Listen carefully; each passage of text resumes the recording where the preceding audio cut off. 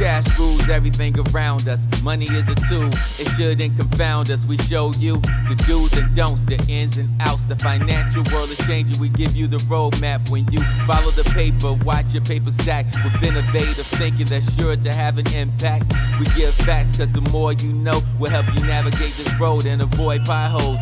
So see who that is. Sorry about that. I was just being served by our local sheriff's office. Good thing you went out there. Yeah, it was funny. Poor guy. This is the largest. This was the stack of paper that he delivered. No joke, 8 inches thick. But really what it was is a power company pulling eminent domain on property. On a property that we have a mortgage on. So, but yeah, that thick. We're going to have to decipher for hours to see even what property we have a loan on. Wow. That affects. I mean, power company, of course, is going to do it. They're probably widening the road. It's, you know, my guess is it's a gas station that we have financed somewhere. Yeah. That would make more sense. They're widening the road and they're going to pull it and, you know, they're going to have to get compensated. So, but that's what happens on the highway. Living in the fast lane. Yeah. You know, little things. But yeah, even that, you know, you have no idea. Like as bankers, we see a lot. So just like that, we're involved in eminent domain cases in regards to highways. So when that comes in, you know, we actually have to take a look at that because, you know, they're going to take the property. They're going to pull eminent domain. I mean, that's understandable. In some communities and areas, you have to widen the roads. You got it. So, I mean, you know that going into it, you know, or a lot of business owners don't, but it's sometime expansion, do that. So taking that land, how is it going to impact that business? Is it going to take away parking spaces? Is that going to reduce the number of people that can go into their establishment if it's retail? And we have to take and consider it. And they're going to have to get compensated for that land. But each business is also along the eminent domain. They're going to get compensated differently. Right. One thing about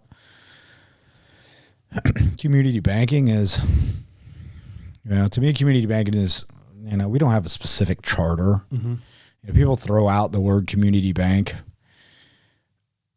you know. Yeah, you don't have a special charter. Or their need. Yeah. You know, so, but there is no, we have the exact same banking charter, you know, with state chartered bank is South State, Bank United.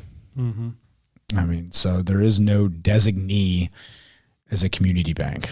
Right. You know, community bank is, you know, in essence, it's bankers use it to their. Is it a marketing term? Or is for it the most part? I mean, it is marketing. The only time it comes into play in banking is different Community Reinvestment Act. When you designate the physical area that you're in, you need to make sure that you are providing loans to the same area in your designation, that you're not predominantly, this neighborhood is only getting loans that are applying. And that neighborhood happens to be a wealthy neighborhood. Right. And the neighborhood that is not wealthy, and you have percentages, individuals that live in that neighborhood that are applying for loans, and there's a correlation of you're denying loans in that area. You need to serve the needs of your designated areas. But for the most part, all banks have, you know, designated areas where they have branches that they need to serve the needs of. Yeah. So, you know, for us, it's community bank. It's a loose term out that, you know, marketers use. You know, ultimately it is, you know, the ownership of the bank. Do they reside in your community? That's probably the better way that I would look at it. Yeah, let's talk about community for a minute, because what that makes me think is there are banks, I won't mention their names, but their names suggest that they're for a shared interest, whether it's environmental, or you know, some other interest that a community of people would have, and therefore the bank becomes about as their sort of mission. And I would like to hear your thoughts on community, because I think you definitely have a really good take on it. We've talked about it. I think you and I have discussed community a lot, and there is different types of community. You know, still people think of banks and bricks and mortar. So where your bricks and mortars are, you're going to have community based on geography. And, you know, when people looked at establishing a banking relationship, are they going to establish where a bricks and mortar location is within a local driving distance? Right. 3 to 5 miles, 10 miles. Is that how they do it now? Or is it based on, you know, rates? You know, if they're looking to invest money in a savings account, it's very easy to Google who has the best savings rates. Open an account anywhere. They don't have to reside there. How often you use it? Or do you ever plan on going to location? So, you know, in this digital age, you know, how much does that play into new accounts? Right. It's, I think, very, very hard to say, because, you know, people always like to have an idea of why they chose their the things they do. You know, you think, but, you know, it kind of goes back. Sometimes a lot of it's impulse. Sure. And I think people kind of, and we're going to dive onto, you know, this segue something else, and I've thought long and hard over the years of why do people choose the bank to deal with? Yeah. And as I've talked to people and, you know, almost interviewed, you know, it does kind of come across maybe that they've just driven by years and, okay, I'm going to do it. Or were their parents banked at? Right. You have a lot of that. Now things are changing because you see it online and you don't need to go into a location at all. And in fact, typically when you go into a bank branch, it's because most of the time you're mad. There was a charge, something went wrong. Yeah. Now you want it fixed. Service function there. So we either see really happy people or angry at something. Now I lost my train of thought. Well, you know, I do think that's go back community. Yeah. We've got, there's many descriptions of community. You've got geography, location, serving where you live, where you actually live, where you frequent.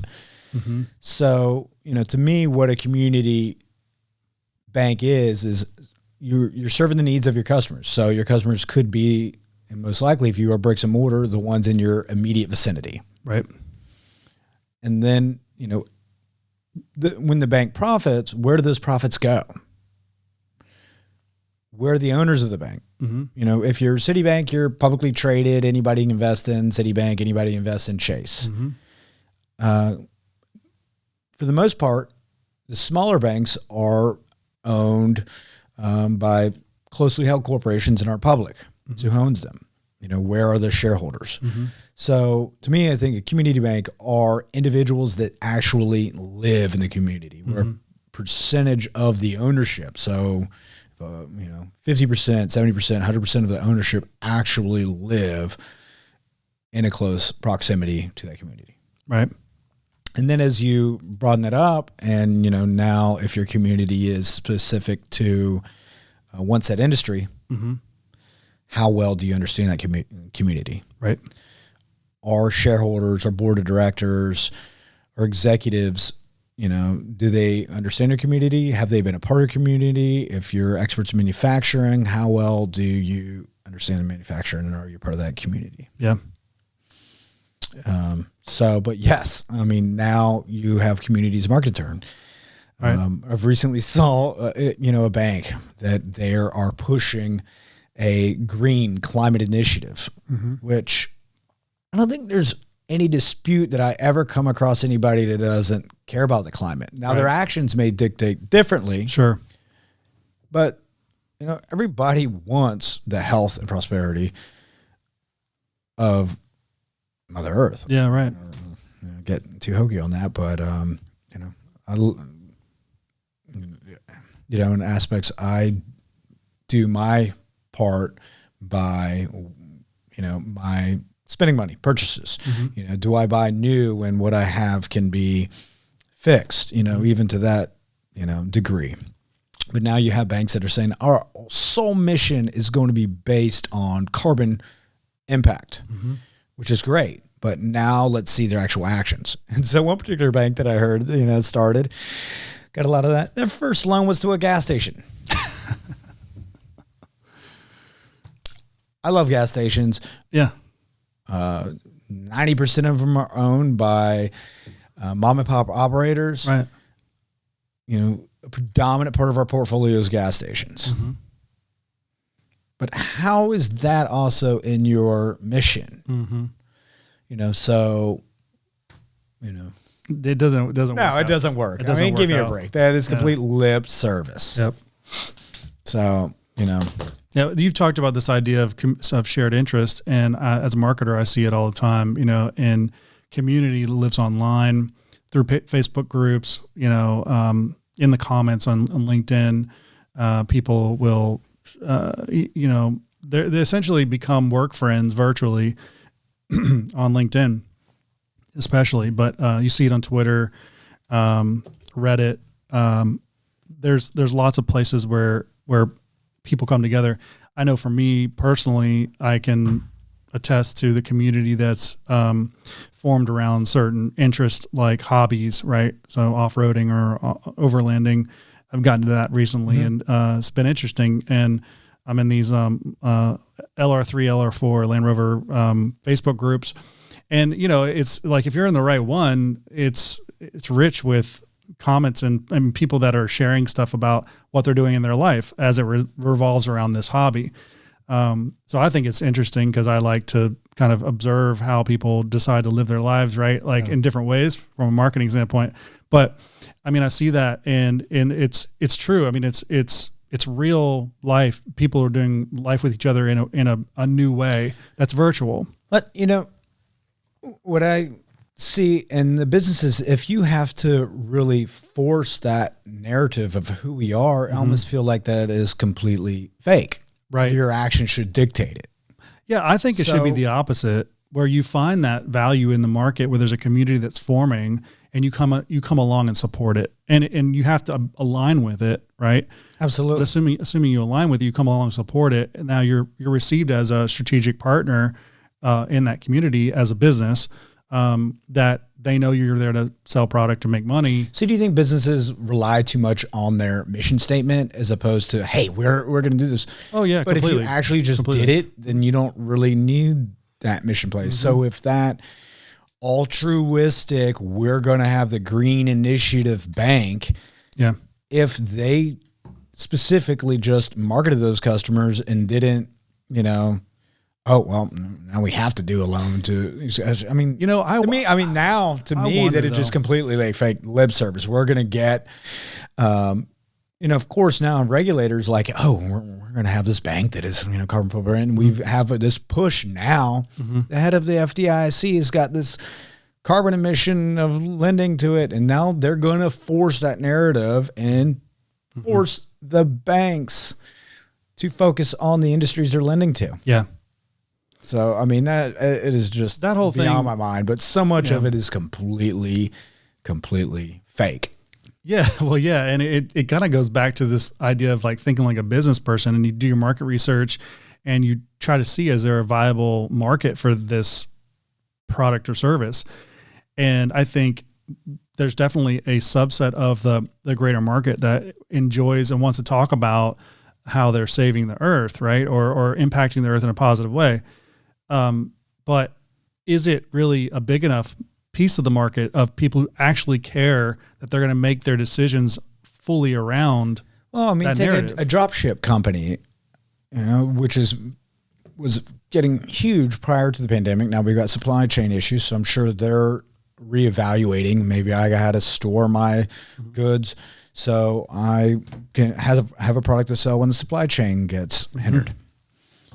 But ultimately, okay, great. This company has a very few carbon footprint. Now, are you actually going to get into where you're buying it from? You know, are they buying stuff? Okay, it didn't have a carbon footprint in the U.S. Yeah, that's right. So who's making it? Exactly. Yep. And how does that come back to how's America actually benefiting from this? So, you know, where is the bank that's coming in that says, I'm financing specifically on American-made products. Let's get back to manufacturing. Yeah. How deep do you go actually to follow that through? Is what you're asking, and I think it's super, especially if your first loans to a gas station, you're really not following that very far. But and then the regulators are just going to destroy that climate initiative and things. It was like cash for clunkers back then. Did that really help society? Yeah, right. What it did, I mean, maybe it was better to just redo the catalytic converter of that old clunker. Right. Is better green than actually trading that in for a newer car. That who did it really serve? Yeah, upcycling. Yeah. Absolutely. So, it goes back to substance, and that's what, but I think community is going to be one of these threads we talk about because it's in and through, the behavior of the market behind all of these different things. We're talking about fintech, talking about NFTs, blockchain, banking. It's all being very community driven. Absolutely. Right. And it's been that way. I mean, from the dawn of man, it's all about community. But NFTs. Now it's becoming something different. Where's the success of NFTs coming from? It's coming from the art world and the creator world, the influencers. So, I mean, that community is kind of the start of it. That is the trendsetters. Yeah. I think that's interesting too. Like,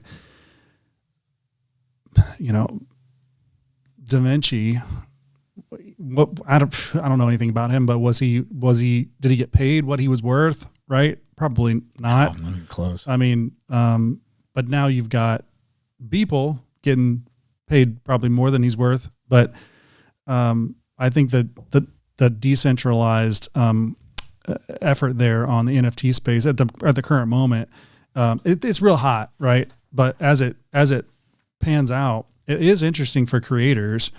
And in fact, I think that's a lot of what, in my opinion, I think you're seeing this, the great resignation, as they're calling it. I think you're seeing a lot of people just quit the full-time job and go to be freelancers and creators and influencers, et cetera, right? On every level to all degrees. Well, NFTs actually puts the power back into the creators. Right.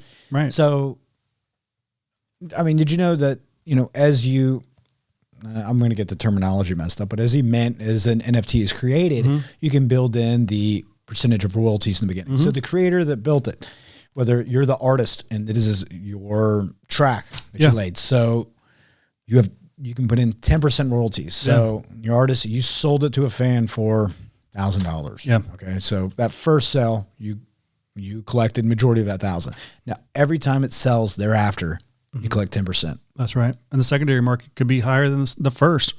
Yes. Depends on and ongoing where the market's at. Yeah. So the work you put into that one can pay you perpetually. So if it's already minted in that you own it, there's no dispute that you own it. Yeah. You didn't have to get in fight with the different record labels, going back on the contract negotiations. You own it. So same one with the artist, though, and that goes back to the struggling artist that his work or her work is now worth millions of dollars. Well, they can still benefit from the escalation of that work. That's right. Long into the history. So the creators, it kind of puts the power back into that. And I do, think about that. Now, if that person, that's right. If they live within their means and they don't seek to have the Lamborghini. Too bad we can't figure this out to the, the people that are digging diamonds. They get paid so little. Right. Wouldn't it be nice if they got a percentage of every time I think that diamond sold over the years. That's sort of the philosophy of Bitcoin, though, right? For the decentralized way of currency. So it's not NFT, right? But we're getting closer. I think people in those countries that are being used as slave labor, there's a lot more factors that go into them in that situation. But I think with that as a mechanism, we're getting closer to bringing those people up. But I think the whole great resignation thing is interesting because I don't think we have the right tools in place to measure what's happening with the job market because the economy is doing well, but there's millions, however many, 100 million people left or 10 million people left. And then on the flip side, if we've had this great resignation, but commerce didn't stop. Right. So how valuable were those jobs to begin with? Right. I just think that work is becoming something different. I think it's with the remote worker, it's becoming decentralized work. Right. And what I mean by that is what we were just talking about. So you can work virtually and work remote, work from home, right? But you also now can sell your goods as an NFT and get paid in perpetuity. So, and there's lots of other ways you can get paid virtually, right? That people are maybe, however, wherever you stand on that moral spectrum, but they're there. So I think people are chasing their own interests. But, part of me too thinks that we're cutting out a huge part of society. The people, okay, we have the creators for the art world, and we have the music that it's touching right now. But then it goes back to, what's going on to the manufacturers that actually creating a physical product that we use and need in our daily life? How can this technology impact them positively? Take a look at, I think, what's going on in society right now is the war of the working class, because, for the most part now I can perform my job function anywhere. So COVID didn't impact me to the extent it's impact and people have to put their hands on a Well, I think that they're automating a lot of that, right? The workforce that are actually putting their hands on manufacturing. Truck drivers. That's true. We have more on the road now. You have so much commerce. You have delivery. So, and they're real close on autonomous vehicles for that. They have them, but in terms of timeline rolling it out, I don't know what's not going away anytime soon. But truckers are very much needed. But, you still, no matter what, we talked about assembly line of manufacturing, you're still going to need people behind working on that equipment. We still have. Correct. Yeah. I just think it already is changing rapidly, but I think the way we work and how we approach work is going to change completely, away from how we've always traditionally looked at work. And I think the NFT gives us a mechanism for people to take their work into their own hands. So if I'm disgruntled with my boss and I want to start my own business, quote unquote, well, if I do the research and I understand how it works, there's a bell curve here too of early adopters, and we're very in the early stage of all of this, and people are trying to understand it. But once you have some tests or use cases about how you can work in the new world with an NFT, I think people are going to start adopting that more regularly, and we go away from the old school full-time, the FTE, right? And I'm not saying that all of them go away, because I think there's a large group of people that are going to be needed to put hands on certain things. There's expertise that's going to have to switch to. Instead of trade school for these type of jobs, it's going to be trade school for these kind of jobs, which are, like you were saying, the man or woman putting their hands on that piece of machine. That is the automated process for how something's created. So I think that there's a lot of that, the hands-on stuff that's still going to have to happen. But I think I just think that people are leaving full-time jobs for one reason or another. I think they're seeking, the younger generations especially, they're seeking these this sort of hashtag van life, fulfillment, right? And fulfillment in different ways, and they're able to get it because they can build a small community of people who will buy $3,000 a month worth of stuff from them, and that's plenty for them to live on, because they're not trying to live outside of that means, right? So therefore, they're fulfilled. They're in their learning. They're growing personally. They're doing all these things, and they may not be making, or maybe they are making what they made before, but I think they're living their life. Realize that the work they're providing didn't have any value. Yeah, you're way better off if you're actually creating a work boot, or you can have value into that. But if you're sitting in an office space and maybe you're creating just redundant software over and over again, or you're just working. That's not fulfilling. Working on spreadsheets. There's people who love spreadsheets. I'm not one of them, but for me, I sit and work on spreadsheets every day. Like that, I don't see how I'm providing value for myself or for my company. And I think a lot of times there is a lot of riffraff that happens at work. I think for the full-time person. Well, I think a lot of industries, every industry too. I see, LinkedIn, and you see these job openings, and you just see these, and you run a small business, and I see these newly created roles, and I'm thinking, are you kidding me? We're now going to pay a 6-figure salary for that role. how is there enough time in the day that is needed to fulfill that? Exactly. It's not efficient. No. Right. So but when you go do your own thing, back to the NFT, you are being efficient. You have to be, you know, I mean, and there's impact immediately. Well, the large companies need to run on efficiency too. Agreed. 100%. You know, I think we've just created so many unrewarding, Layers. unnecessary, unfulfilled roles, and people create extra work because they think that work is fulfillment too. Like if I'm busy, then I'm fulfilled, and being busy is to me. I mean, last thing I want to do is be busy. I like the one-to-one impact, right? I want to do as little as possible and get as much impact. Absolutely. You know, sometimes, on that I'm getting more in the tangent, you know, why I started the podcast. I feel there's no actual real honest voice out there in the financial and banking world. There's just not. Every time I listen to a podcast, that the interview introduces a new fintech, and it's this, there are some fantastic fintechs, and the goal is to have fintechs on this podcast that I find have a substance, that they understand banking and how it correlates, and they're actually providing efficiencies, and it's a win-win on both sides. But the majority of fintech and the ones that are out there, there is just completely hollow. It's surface level, and it doesn't matter how good their customer interface is if it doesn't intertwine and assimilate in to your whole banking ecosystem. It's not worth it. Right. You can't do it. Yep. I think it's just like any other industry. You have a few companies that really are on mission for real, and they are providing value in the market. Well, the ones that create the most noise, everyone else, unfortunately, are the ones that have the less value. Right. That have no true substance. Because, you know, when I search out for vendors, the salesperson, okay, great, you gave me the mile high pitch. I want to talk to the actual coder. I want to talk to the operations people that I'm going to deal with after the ink is dry. I don't want to talk to you at all. Great. I'm going to dive right in and look exactly who we're going to be dealing with, how it works. Right. I don't want to see a demo.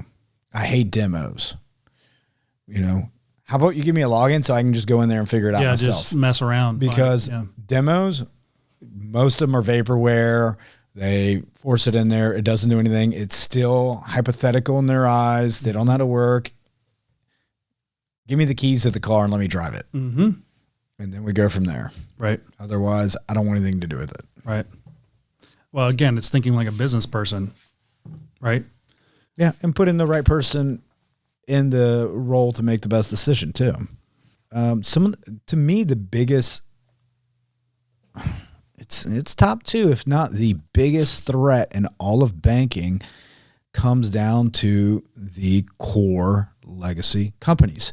They're by far, they stifle innovation, if not more than bank regulators. I actually think they stifle more than bank regulators. And I'm really appalled that bank regulators don't jump in on this. And, you know, definitely that's going to be a whole host of calls of, you know, how, you know, bank cores have to change their mission. Yeah. They have to move. And then bankers have to demand it. We all have to band together and demand it. I mean, I've never, you know, once again, being in banking, I'm told I don't think like the average banker. So I guess I'm glad for it, but I'm amazed that we're in an industry and that we're so happy to provide services for less than it costs us to provide them. I mean, that business model doesn't work. That's right. But yet, you know, time and time again, I see bankers doing that. Right. And banks doing it all day long. Yeah. They're not looking for something that provides a greater upside with less risk. And consumers probably don't want to see their bank, you know, making trillions of dollars and a huge return on revenue. They just want them to be solid because then I'm paying for it. But, then again, they're happy to have Square be worth trillions that is dependent and resides on banks. Well, if there's built their platform. If there's a mutuality of value exchange, then the consumer or the customer doesn't really think about it, doesn't care. They just know they're taken care of, right? I mean, look at Apple. What's their valuation?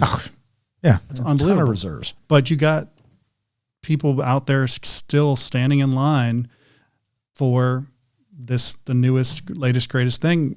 For the most part, there's a mutuality of benefit that's being transferred. So they're not questioning that. In fact, they're actually saying, "Hey, look, I'm a part of that. Like I belong to a company that is valued at however many trillions of dollars." Yeah. So, I want to dive deep into legacy cores on episodes. Okay. Talk about contract negotiations. There's third parties that come in and negotiate the contracts for you, which there's some good companies out there. And, it's one of those systems that just boggles my mind.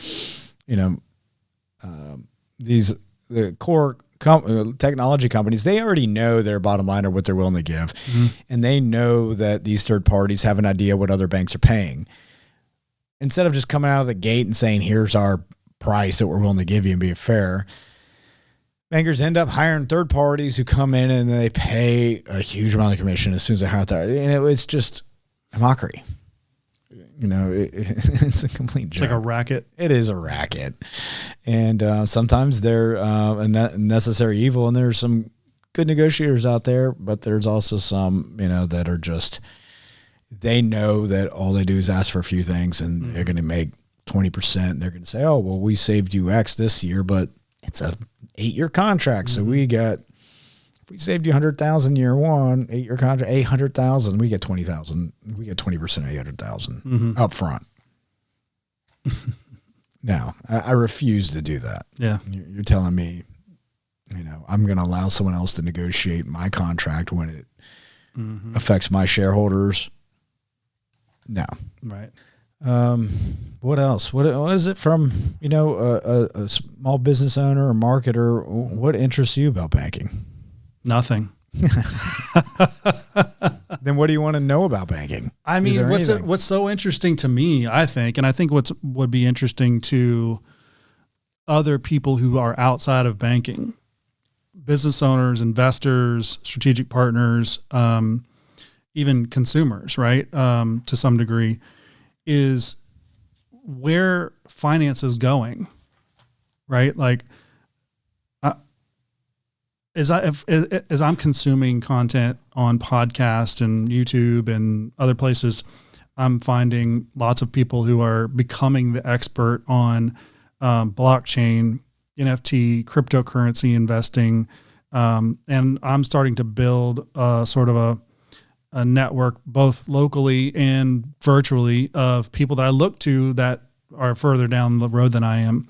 So I think that that's interesting to hear it from a bank CEO perspective of where banks fit into that and what truth should be garnered from it. Because I think that it's like, I don't know, I don't want to speak for other people, but I think as just a lay person on the outside, banking is old, right? And the new way is crypto.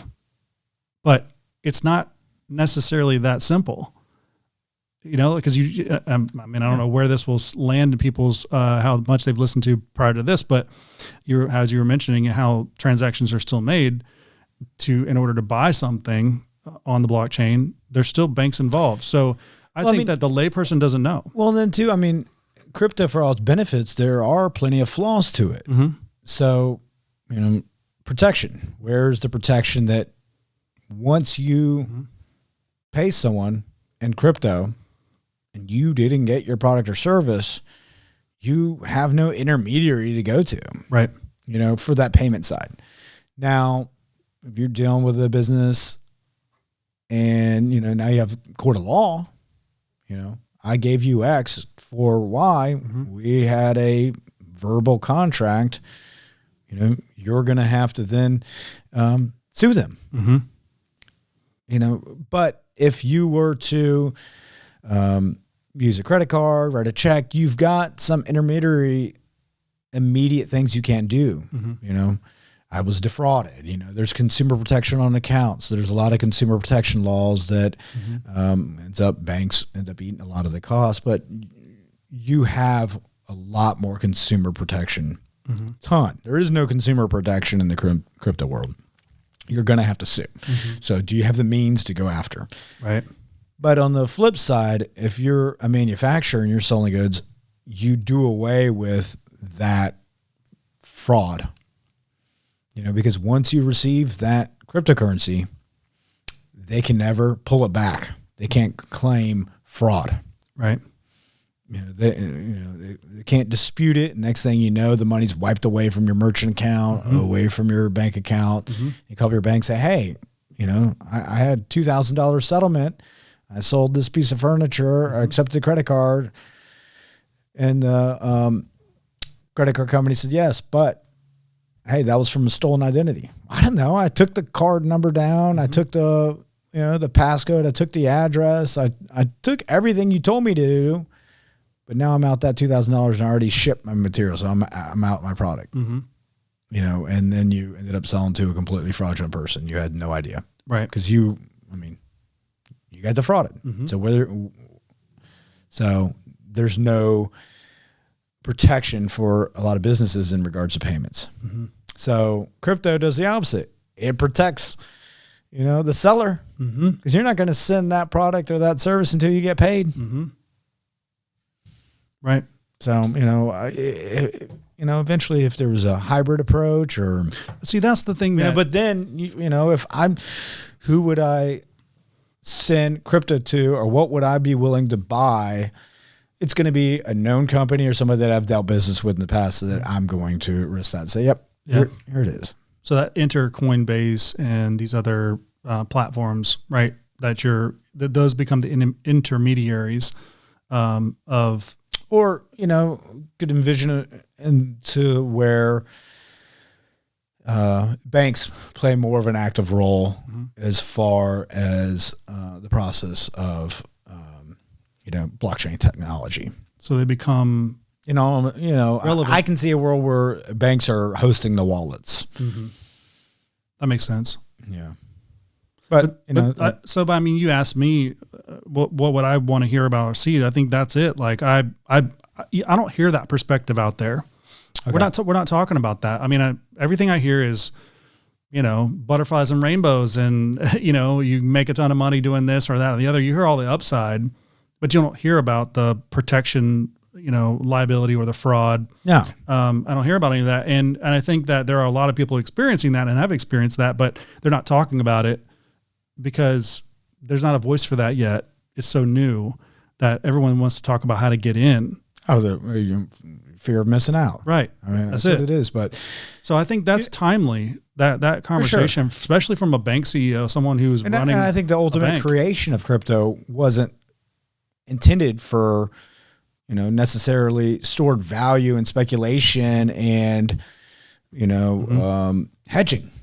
I mean,